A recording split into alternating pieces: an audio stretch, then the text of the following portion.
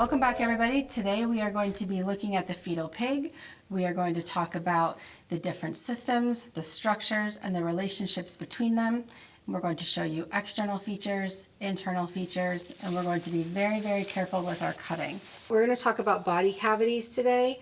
And so before we cut open, I want to show you that the thoracic cavity we're going to find up here underneath the breastbone.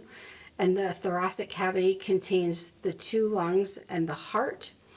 And then we have the abdominal cavity and the pelvic cavity, or they're collectively called the abdominal pelvic cavity, which we can see in this general region. So as we cut open, we're going to look for the diaphragm that separates the thoracic cavity and the abdominal pelvic cavity.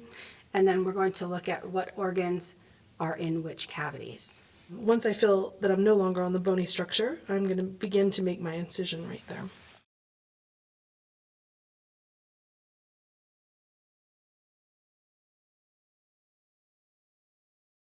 I am going to reflect back this tissue that we've cut.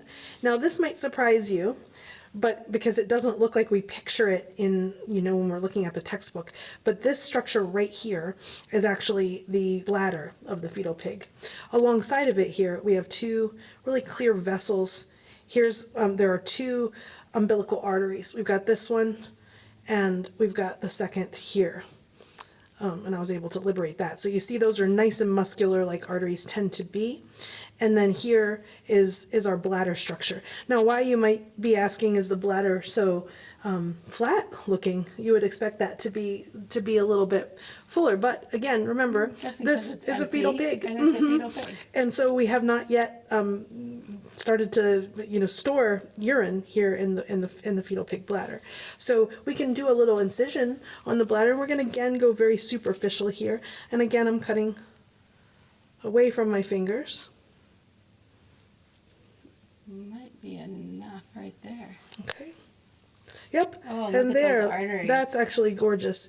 So the lab has actually injected this pig for us so that we can see that the vessels, the vessel is red here for us to indicate the artery. And then again, this one too. Let me see if I can cut into this one a little bit more on this side. Here's another artery on that side. Now look, folks, this is really amazing. So this is our urinary bladder. So you can see that we have good capacity to hold urine here in this bladder, but it was flattened out because it was empty. But we get to see that nice muscular wall. Remember, the bladder is made dominantly of muscle tissue. What kind of epithelium do we find in the bladder? Here we find transitional epithelium, which is unique for its capacity to both contract and expand when full. Yes, and we'll see that in the urinary bladder and the ureters themselves. This is our diaphragm muscle. And that, again, that's a good quiz question as well, folks. The diaphragm is what separates the thoracic cavity from the abdominal cavity. We do have this tissue layer here, which is a part of our serous membrane. This is going to be our parietal peritoneum, okay? So that's going to overlie between the parietal peritoneum and our abdominal structures, which the visceral structures.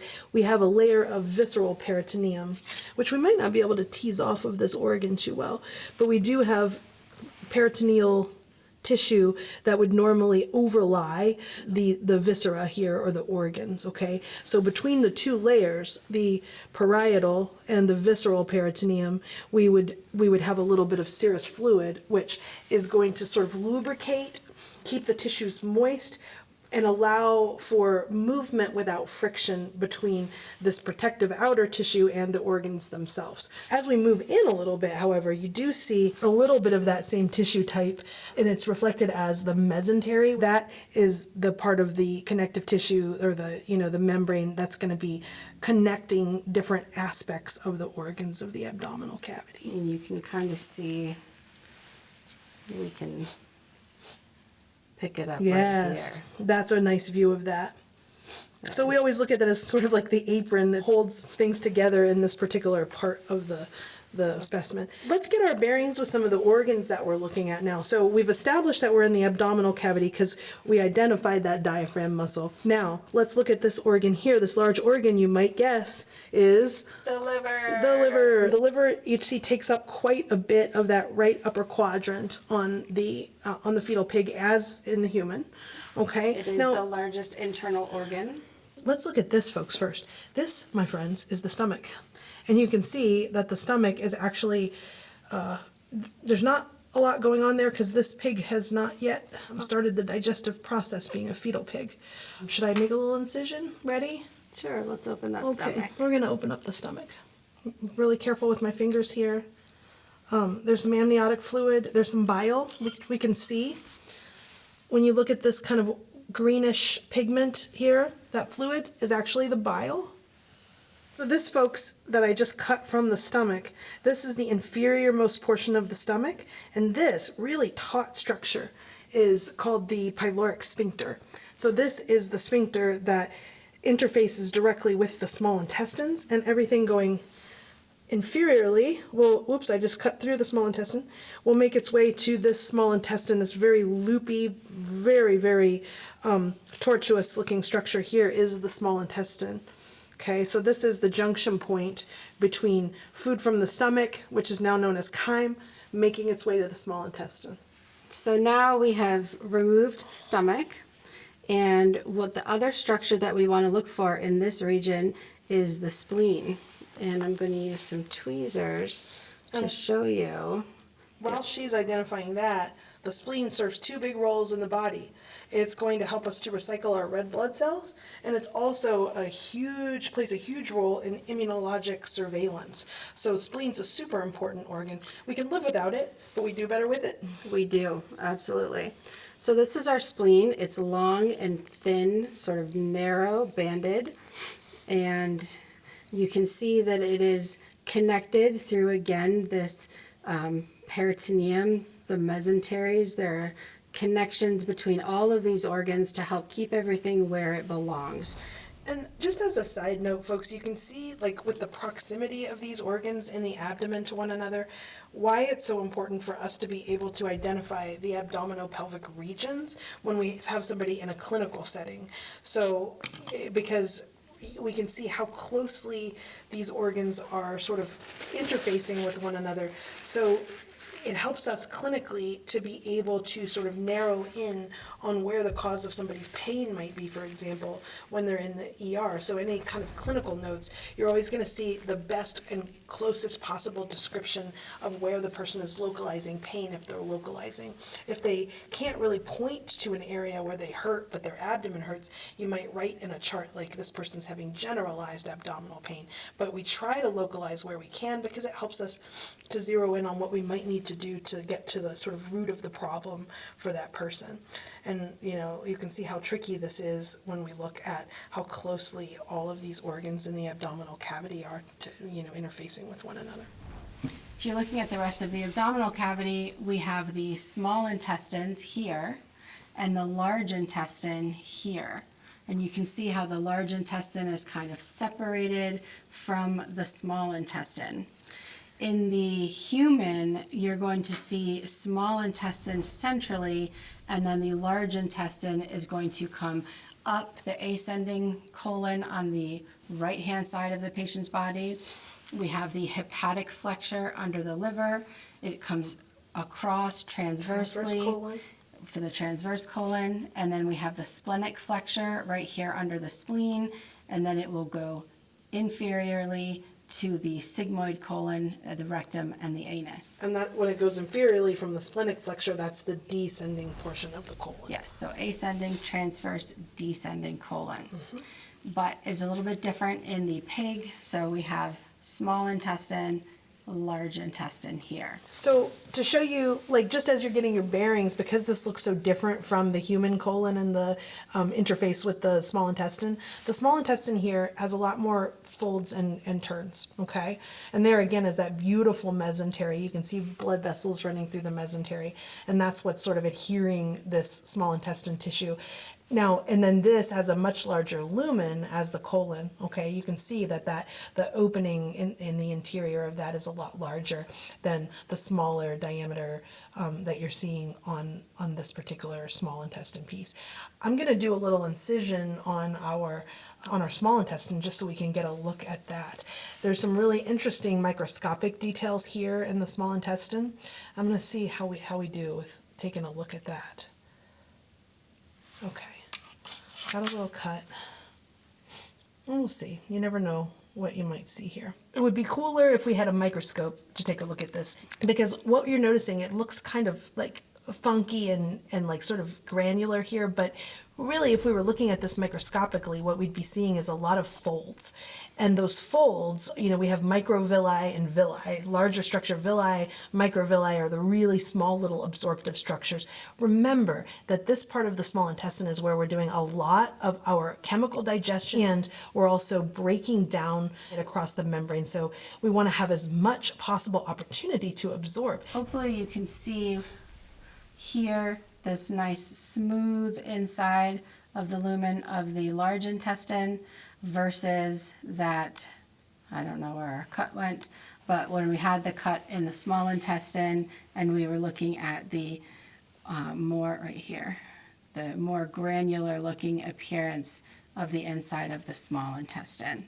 So nice and smooth here, and it's much wider or larger because it is the large intestine versus the smaller small intestine. The small intestine is considerably longer than the large intestine though. In the adult human, the small intestine is about 22 feet-ish. We'll cut this out if that's wrong. And the large intestine is closer to 8 feet.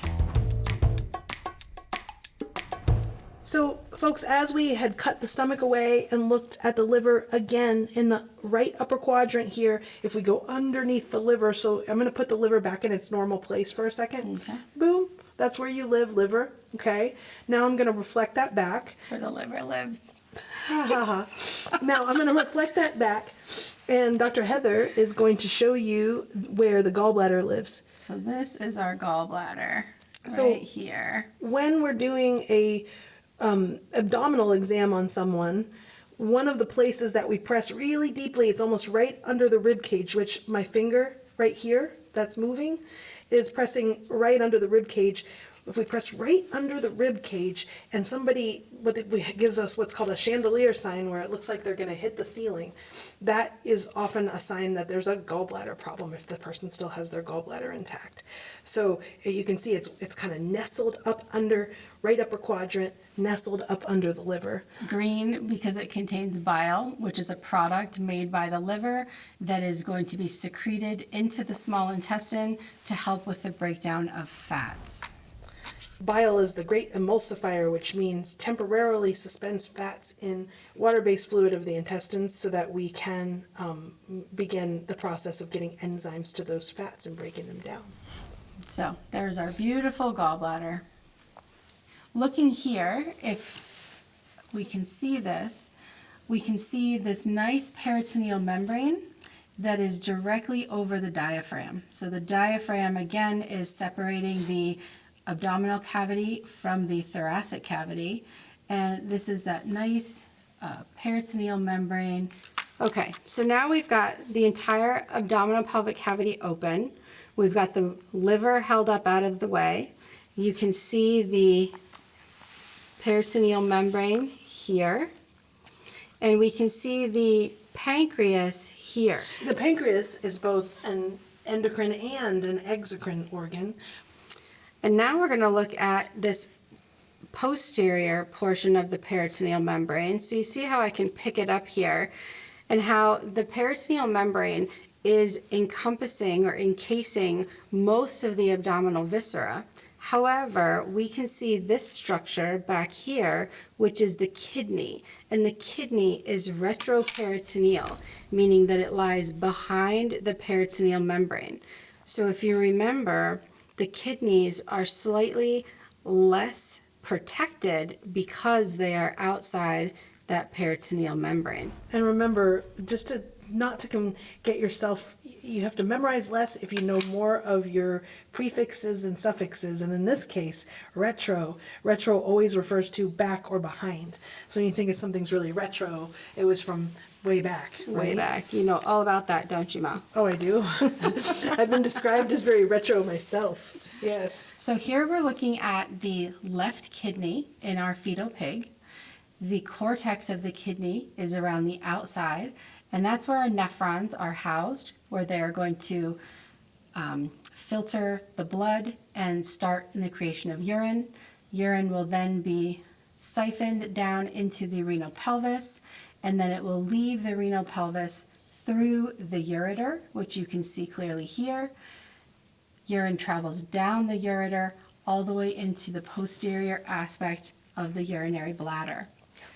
Here we can see the urinary bladder. We can open it up and see that there's a collection chamber. It expands when it's full and then retains urine for until we're ready for voluntary elimination. And then elimination happens through the urethra and out the urinary meatus. Here we have the kidney, and this outer portion that Dr. Heather had referred to when it was still in the body is going to be our cortex. So you can see, this is a really cool specimen because you can see in that outer cortex, which you can always remember the cortex sort of makes a C shape around the kidney. You can see a lot of blood vessels here because this is sort of the prime time spot where our blood filtration is happening in the kidney. Now, when we move to the more interior part, like on our larger kidney dissection video that we have in this section, you can see these spaces a little bit better where you can see the lobes of the kidney, the pyramids. But in this particular case, where it's kind of like hard to visualize the individual ones, except for you can see a couple here. There's one, there's two, maybe there's three. Those are the little kidney pyramids, the renal pyramids. So those are going to be the final sort of empty spot as the urine that we've started this filtration process here, and then it's going to drain towards the hilum of the kidney, which we had identified as being right there, where the artery, vein, and ureter are making their way out of the kidney. So we have medulla, and there's little intrusions of the cortex that dip into the medulla between the pyramids, and then we have the cortex on the outermost portion. So now you can see that I've removed all of the abdominopelvic viscera, or most of it, and we can see this right kidney that's exposed. And the things I wanted to show you are from the hilum here, we have the right ureter traveling down to the urinary bladder. You can also see the renal artery, which is branching off of the aorta and coming into the hilum, supplying the kidney with blood. And then the renal vein, which is leaving the kidney and then joining and draining blood into the inferior vena cava. The last thing we can look at here is the adrenal gland, which you can see is this structure right here. In the human, the adrenal gland would be right on the superior portion of the kidney, like a little top hat. But in the fetal pig, it lies medial to the kidney and is wrapped in its own membrane here, keeping it nice and safe. So we can see the aorta coming superior and inferior. So this is the aorta right here. And then just lateral to the aorta, we have the inferior vena cava. So if you remember, we've got arteries. So the aorta is the main artery. Blood is pumped from the left ventricle of the heart out into the aorta, where it will go up over the aortic arch and then come down through the descending aorta, where it will send out all of these branches to supply our abdominal pelvic viscera and the rest of our body. You can also see in the liver here we have a lot of blue, which is venous blood.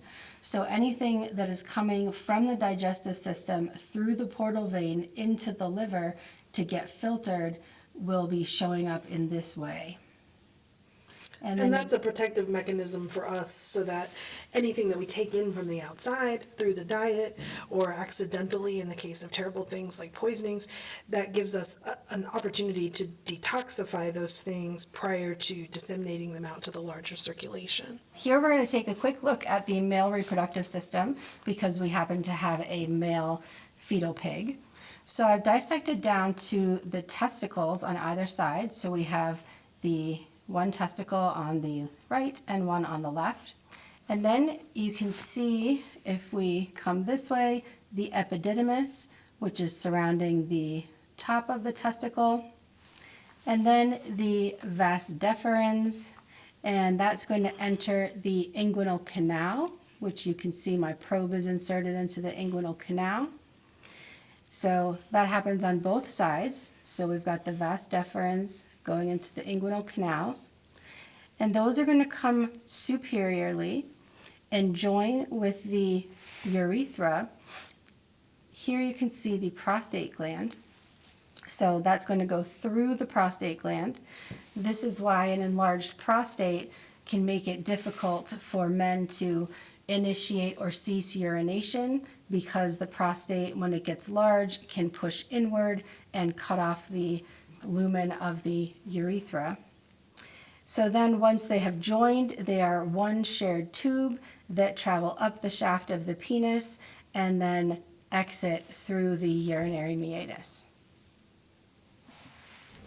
So here we've dissected up into the neck, and we can see this firm, shiny, hard surface, which is the thyroid cartilage. So that is the cartilage that is protecting the thyroid gland from trauma, wear and tear, etc. Next, Dr. Heather worked really, really hard to liberate the trachea. So we had a lot of muscle tissue and a lot of connective tissue here that we worked through in order to show you our primary airway here, the trachea. There's some features that you can distinguish, and I'm going to run my probe across it a little bit.